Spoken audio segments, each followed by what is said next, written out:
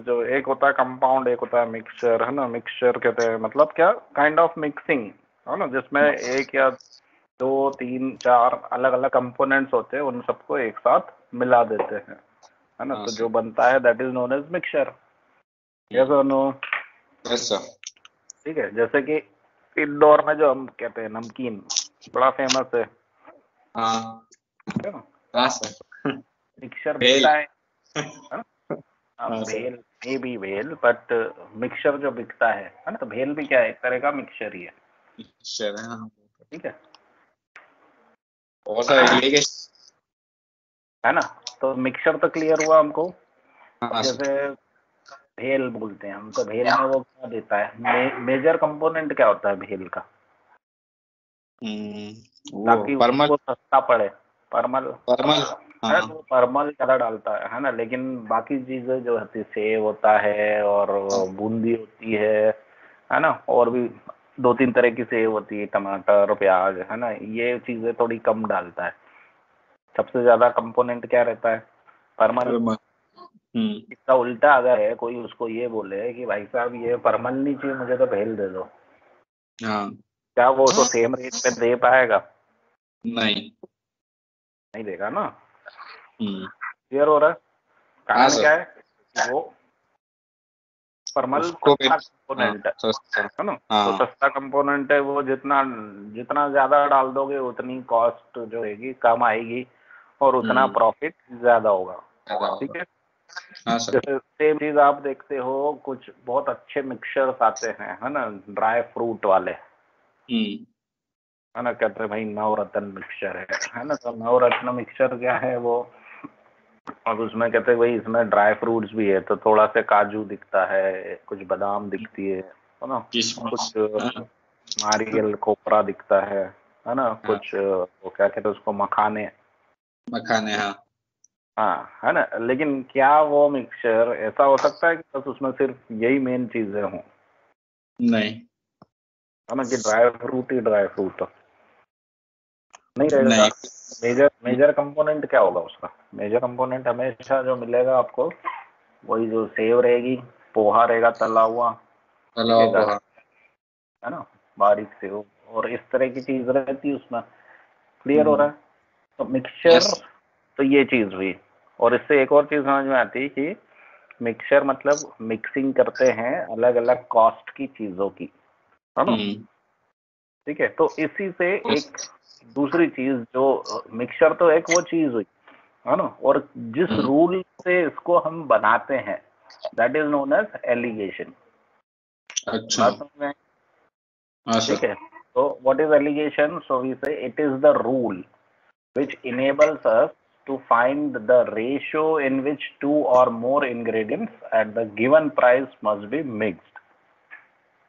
ठीक है, दो या दो से ज्यादा इंग्रेडिएंट, है ना, किस रेशो में मिलाए जाए, तो वो रेशो कौन बताता है? वो बताता है एलिगेशन का रूल, है ना। तो एलिगेशन क्या है? तो ये एक रूल है जो वो कंपोनेंट की मिक्सिंग का रेशो आपको बताएगा। ठीक है, तो जिसको हम समझे कि एक रहेगा महंगा वाला और एक रहेगा सस्ता वाला, है ना, तो किस रेशो में मिला है कि एक बीच की प्राइस आ जाए। Getting the point? ऐसा अक्सर होता है ना, जैसा कि गेहूं के केस में हो जाता है, चावल के केस में होता है, क्योंकि बहुत बारीकी से दाने देखते नहीं बैठता कोई, तो जनरली क्या करते हैं, एक हाई क्वालिटी का गेहूं और एक सस्ता लो क्वालिटी का गेहूं, है ना, दोनों को मिला देते हैं। मान लो लो क्वालिटी का गेहूं है, वो कहते हैं कि भैया वो तो 20 रुपए किलो मिलता है ना, और एक हाई क्वालिटी का गेहूं है, वो हो सकता है 35-40 रुपए किलो। ठीक है, वो दोनों की कुछ इस तरह से मिक्सिंग कर देता है कि आपको वो कहता है कि भाई 27-28 रुपए किलो है, 30 रुपए किलो है, आप खुशी खुशी खरीदते हो, बोले अरे वाह, है ना। क्यों? कभी 35 या 40 नहीं दे सकता कस्टमर, तो वो 30 अगर मिलता है तो बहुत अच्छा लगता है उसको। ठीक है, सिमिलरली अगर वो 20 रुपए या 25 रुपए वाला गेहूं खरीदेगा तो उसको लगेगा यार ये तो बहुत घटिया क्वालिटी का है ना, तो वो थोड़ा सा हायर खरीदता है, 30 वाला। मिक्स रहता है उसमें। मीडियम रेंज में हम उसको लेकर के जाते हैं, है ना। तो वो प्राइस, है ना, मीन प्राइस क्या चीज हुई? So that is the price है ना, it is the cost price of a unit quantity of mixture. जो मिक्सचर बन जाएगा उसकी एक यूनिट, मतलब 1 किलो या 1 लीटर जो भी हम बोले, उसकी 1 यूनिट की कॉस्ट प्राइस है। ये प्रॉफिट नहीं होता, ये सेलिंग प्राइस नहीं होती। ये कौन सी प्राइस है? Cost price. Getting the point? Point समझ में आ रहा है? हाँ सर। ये रहता है कॉस्ट प्राइस। कॉस्ट प्राइस किसको कहते हैं? जितने में उसने खरीदा है ना, अभी बेचने की बात नहीं हो रही है। इस पे फिर वो प्रॉफिट जोड़ेगा और फिर इसको बेचेगा। ठीक है sir. Is it clear? Yes sir. ठीक है, देखो इसको अगर हम और दूसरा एग्जांपल समझें, जैसे चिक्की होती, चिक्की सुना है ना? चिक्की? गुड़ वाली पट्टी। हाँ वो, हाँ हाँ वो दाने वाली, दाने वाली पट्टी, है ना। अब हाँ उसमें हाँ। मेन चीज क्या रहती है? गुड़, है ना। एक रहता है गुड़ और एक और रहता है दाने। दाने, तो है ना। दाने, हाँ कम रहते दाने। ठीक है, हाँ तो सर। गुड़ जो खरीदा है ना, गुड़ खरीद रहे हैं, अभी भाव बढ़ गया अब हालांकि, है ना। अब वो 50 किलो पड़ता है, 50 रुपए किलो। दाने क्या भाव पड़ रहे हैं? दाने और ज्यादा है, वो 125 दाने और, रुपए की। हाँ ठीक है, तो 1 किलो गुड़ 1 किलो दाने, ये मिला के हाँ। उस खर्चा कर लिया कितने का? 250 का, है ना। और बना ली, है ना, चिक्की बना ली। अब कितनी? 2 किलो बन गई उसकी। हाँ लेकिन उसको वो हो सकता है वो चिक्की को भी जो बेचेगा वो 100 रुपए पर केजी बेचता है कम से कम, हाँ। है ना, बल्कि और ज्यादा। हाँ सर। ठीक है, 100 रुपए या बल्कि, है ना। तो पर केजी वो इतने में बेच रहा। अब अगर देखें हैं तो क्या हुआ, 1 केजी उसको कितने का पड़ रहा था भाई? 80 रुपए 50 पैसे का। नहीं, या कितना? 87 सर रुपए। हाँ गुड़ कितने का लेना है अपने को? 1 किलो 50 रुपए का मान लो। 50 का, है ना। हम्म, 125 की दान। ठीक है, दाने। दोनों को मिला। ठीक है, हाँ तो 175 का हो गया 2 किलो। दो किलो। ठीक है, ठीक है। अगर देखें तो 1 किलो कितने का पड़ रहा है उसको? 8.5 का। हाँ ठीक है, लेकिन इसको वो सेल पे करता है 100 रुपए में। है ना, 100 रुपए पर केजी। अब ये हाँ भी ज्यादा। जरूरी नहीं कि दोनों चीजें वो 1-1 किलो ही डाले, नॉट हम्म। नेसेसरी। वो हो सकता है कि 2 किलो गुड़ डालता है। हाँ ठीक है, गुड़ 2 किलो रश डालता होगा। है और 1 हम्म। किलो ही डालता है। ठीक है, हाँ सर। तो इस कारण अब क्या बनेगा? 100 रुपए ये लगे, 125 रुपए ये लगे। ठीक है, ये दोनों मिलके कितने का? 225। 325, सॉरी 225, है ना। अब 225 डिवाइड कैसे करोगे? 3 से, 3 से। है ना। तो 21 और 75 रुपए। 3 अब ये कॉस्ट उसको बैठ गई 75 रुपए। और इसको हम्म, उठा के वो 100 में बेचता है। तो 25 रुपए का फायदा। Getting the point? Yes sir. तो ये रूल हमको बताएगा। लेकिन ये क्या रहेगी इसकी कॉस्ट प्राइस? तो कॉस्ट प्राइस अगर बोले तो कॉस्ट प्राइस कितनी आएगी कंपोनेंट की? मीन प्राइस वो 75 आई है 225। हाँ अच्छा, 1 पर केजी, पर है ना। केजी कॉस्ट प्राइस, है ना। प्रॉफिट उसमें 25 रुपए का ऐड करके 100 में बेच रहा है। ठीक है, ये इसका यस। मकसद है। ठीक है, अब इसके रूल को हम समझते हैं। इसका सीधे सीधे शॉर्टकट फॉर्मूला है ना। ये सब कुछ इतना कुछ भी हमको कैलकुलेशन नहीं करना। ठीक है, हम जो देखते हैं इसका फॉर्मूला, तो वो क्या कहता है कि रेशो क्या होना चाहिए? एक को बोलते हैं चीपर और एक को बोलते हैं डियरर। चीपर मतलब जो सस्ता है और डियरर मतलब जो महंगा है। ठीक है, तो दो चीजों का रेशो, किस किस का रेशो? सस्ते वाले का और महंगे वाले का। तो क्यूसी बोले अगर इसको कि quantity of cheaper upon quantity of dearer, है ना। सस्ते वाले की क्वांटिटी कितनी और महंगे वाले की क्वांटिटी कितनी, इसका रेशो आएगा। ठीक है, ये रेशो क्या रहेगा? तो हम अब दूसरी तरफ प्राइस की बात कर रहे हैं, तो प्राइस क्या रहेगी? तो हम कहते हैं कि भैया प्राइस किसकी? डियरर की, उसमें से मीन प्राइस। अब ये पीएम क्या है? ये मीन प्राइस है। मेन प्राइस जो उसको मतलब ये 75 ना? हाँ, जो 75 है ना। तो एक अपना कितने का था, 50 रुपए का, दूसरा कितने का था, 100 का।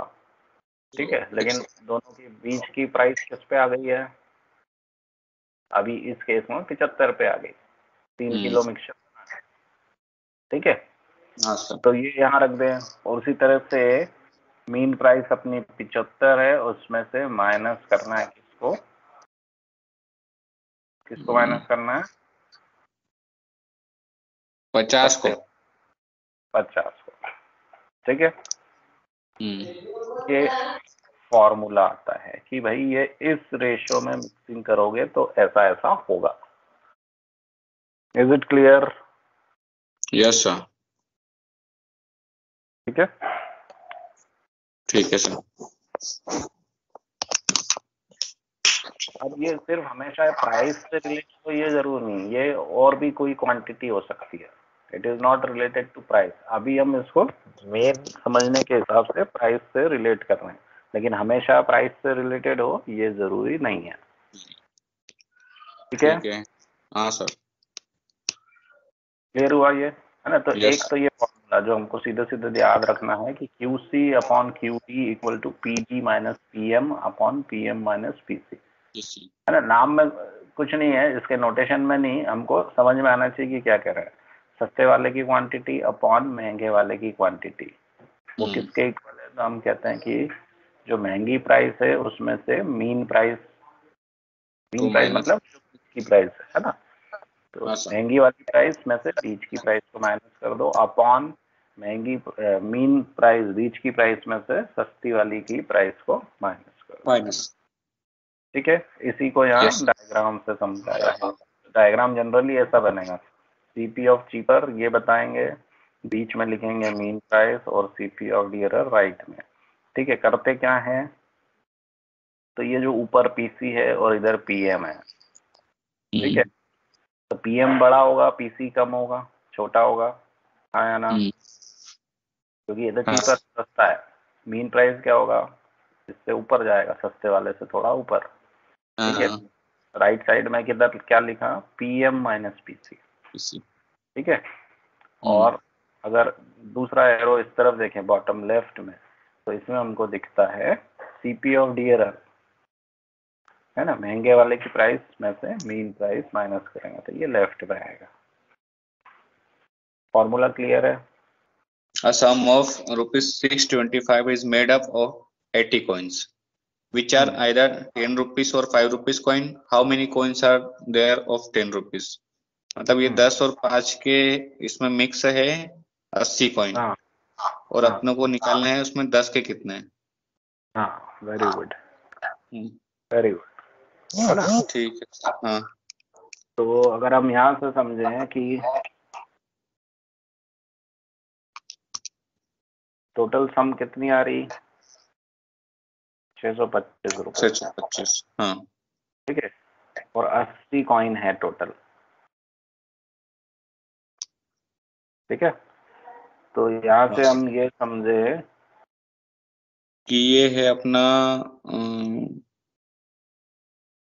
इसको हम बोल रहे हैं Q5 प्लस Q10, है ना, इसकी वैल्यू है 625। ठीक है, हाँ सर।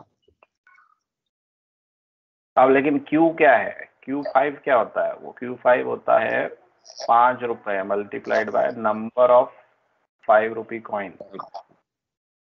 ये समझ में आ रहा? हाँ सर।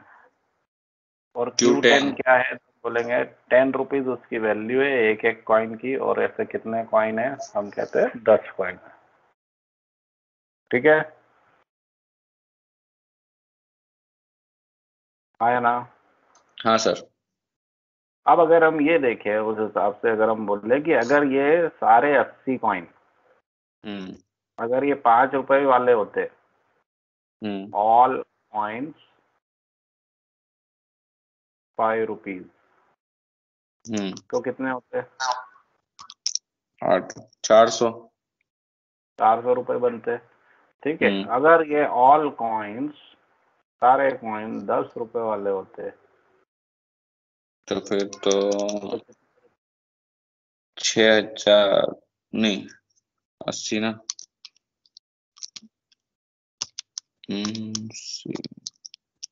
800। ठीक है, तो इससे आपको क्या समझ में आया कि भाई 400 रुपए, ठीक है, 400 रुपए जो हो सकते, अगर 5 रुपए वाले हुए तो 400, और अगर 10 वाले हुए तो 800, लेकिन इन दोनों का मिक्सचर लेके मीन वैल्यू क्या आ रही है? 625। ठीक है, अब यहाँ पे ये 80 को हम कैसे समझे? तो हम बोले कि number of 5 rupee coin and number of 10 rupee coin, इसकी वैल्यू 80 है। क्या सर? 5 रुपए के कॉइन और 10 रुपए के कॉइन मिला के 80 कॉइन है। हाँ सर, है ना, ये क्या है? ये चीपर और वो डियरर और ये मीन आ गया। तो अब इसका वो करेंगे तो इधर लेफ्ट में लिखा आएगा 172 और उधर लिखा आएगा 225। 175। 175। हाँ सर, तो 225 बराबर। ठीक है, तो रेशो क्या आया? हम बोलेंगे रेशो रहेगा, ये 400 किसके थे? चीपर के। हाँ, चीपर के, मतलब 5 रुपी कॉइन। और ये 800 किसके थे? 10 रुपीज कॉइन। ठीक है, तो क्वांटिटी क्या हुई? Q5 upon Q10। 10। अब कैसे डिवाइड करना है? वर्टिकल, तो लेफ्ट में जो है उनको ऊपर लिखते हैं और राइट में जो है उनको नीचे। Q5 अपॉन Q10 की वैल्यू क्या मिलेगी? तो वो मिलेगी 175।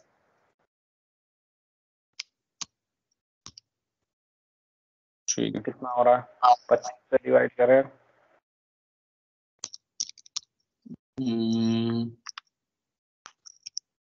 7/9। ठीक है, अब टोटल पार्ट कितने हुए? टोटल हो गए अपने 16 पार्ट। ठीक है, अब इससे समझना है कि 16 पार्ट की वैल्यू किसके बराबर है? 625 के बराबर। अच्छा 80 के। हाँ कॉइन के हिसाब से बोले। हाँ 80 के हिसाब से। ठीक है, 80 कॉइन के बराबर। तो एक पार्ट कितने का हुआ? एक पार्ट हुआ 8 का 5 का 5 का। ठीक है, तो 10 रुपए वाले कॉइन की बताना है अपने को, है ना? 10 रुपए वाले कॉइन की नंबर बताना है, तो नंबर बताना है ना। तो N10 कितना होगा? तो हम बोलेंगे भाई 5 50। 9 पार्ट कितने में से? 16 में से, मल्टीप्लाइड बाय एक एक पार्ट की वैल्यू, या तो डायरेक्ट रख दें। ठीक है, 9 पार्ट और 5 कितना हो गया?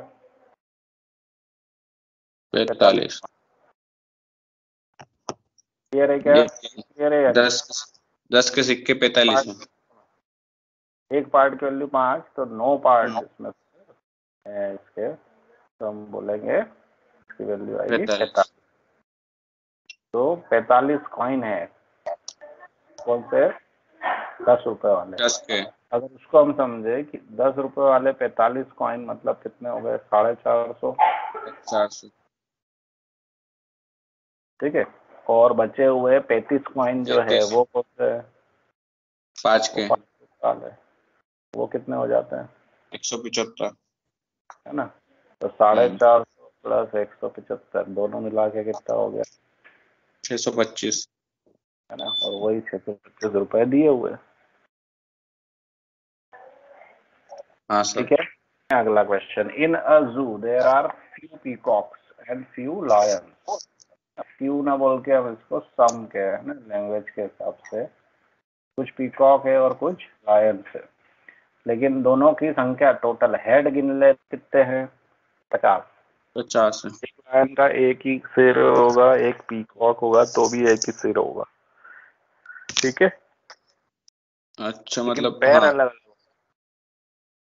पैर 130 है। पैर 130 है, ठीक है। तो हमें हाँ ये बताना है कि इसमें पीकॉक में नंबर ऑफ पीकॉक, जू में पीकॉक कितने हैं। तो इससे हमको समझ में आया, अगर हम बोले if all peacock, all are peacock, तो हेड कितने हो 50 जाएंगे? हेड, 50 हेड 50 लेग, और 50 100 हेड मल्टीप्लाई 4। पीकॉक के 4 सर, पीकॉक के तो 2 रहते ना पैर। और ये हो जाएगी 100, 100, ठीक है। हाँ। और अगर इफ ऑल लॉयन, तो 50 × 4 तो 200। ठीक है, लेकिन हमको जो नंबर ऑफ लेग्स दी हुई है वो कितनी है? 130। मतलब हमारी इक्वेशन कैसी बन रही है? 100 है और 200 है और 200 है, उनके बीच में 130, 130 है, तो ठीक है। तो रेशियो क्या आएगा? एक जगह हो जाएगा 70 और एक हो जाएगा 30। ठीक है। तो ये किस कौन सी साइड थी ये? ये सब ऊपर वाली साइड, ये पिकॉक वाली साइड है और वो लॉयन वाली साइड है, तो ये हो जाएगा अपना 7/3। है ना। तो 7/3। Number of peacocks upon number of Lions, ये रेशियो जो रहेगा दैट विल बी 7/3, ठीक है। अब टोटल पार्ट कितने हो गए? 10। 10 में से 7 पार्ट किसके हैं? 7 पार्ट है पिकॉक के। पीकॉक के। तो अगर हमें बोलना है number of peacocks, 7 7 10 multiplied by what? 50, क्योंकि हेड उतने हैं 35। 50 में से कितने? 7 हिस्से इसके। क्या सर? 50 में से 50, या यूं बोले 10 हिस्से में से 7 हिस्से इसके हाँ, पीकॉक, है ना। या 50 हेड में से कितने? तो 35। है ना। तो वो 35। करेक्ट आंसर हमारा 35। क्लियर हुआ? हाँ सर। ठीक है। तो अभी 2-3 क्वेश्चन किए तो अब हमारी स्पीड बढ़ गई, है ना। हाँ सर। ठीक है। तो बस इसको प्रैक्टिस करना है ना। तो और भी कुछ वैरायटी के क्वेश्चंस भी आएंगे, डील करेंगे हम, है ना। तो इसको हम देखते हैं।